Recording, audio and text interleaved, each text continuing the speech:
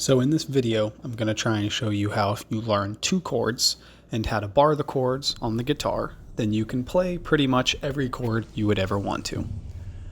There are a million ways to play a million things, and it just gets more and more confusing the more you dig into it. You probably remember hearing about do, re, mi, fa, sol, la, ti, do.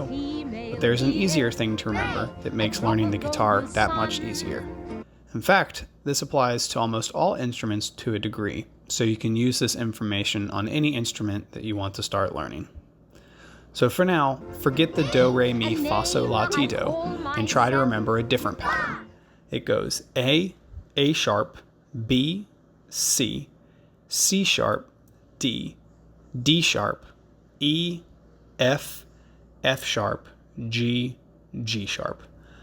There are minors, there are majors, there are sharps, there are flats, there are sevens, there are diminished chords. It just gets more and more complicated, but it doesn't really have to be.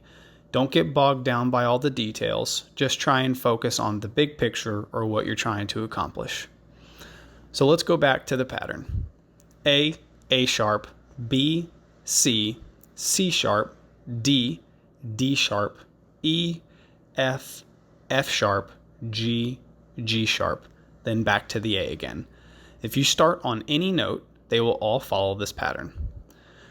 Note, there are no sharps between the B and the C, and in between the E and the F. That is the only tricky thing to remember, so just make sure you take note of it. This pattern will help you understand the fretboard on a guitar.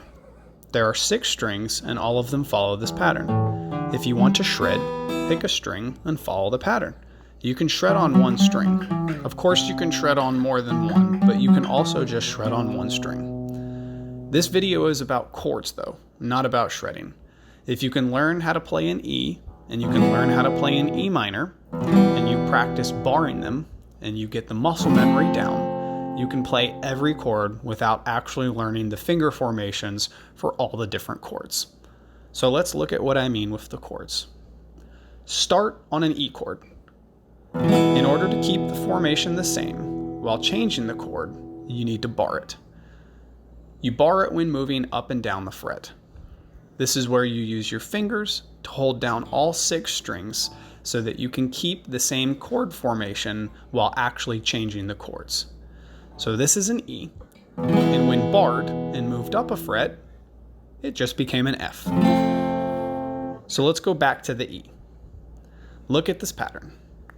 What comes next after the E? It's an F. Slide it up one more time. What's next?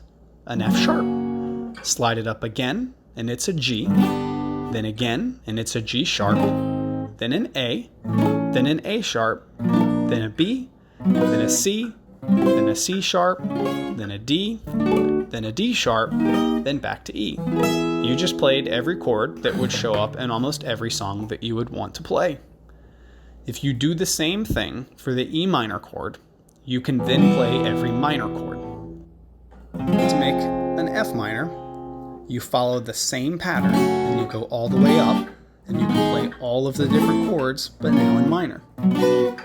So by learning how to play an E and an E minor, and by learning how to bar those chords, you can follow the pattern, and you can play pretty much any chord in any song just by learning the finger formations for an E and an E minor.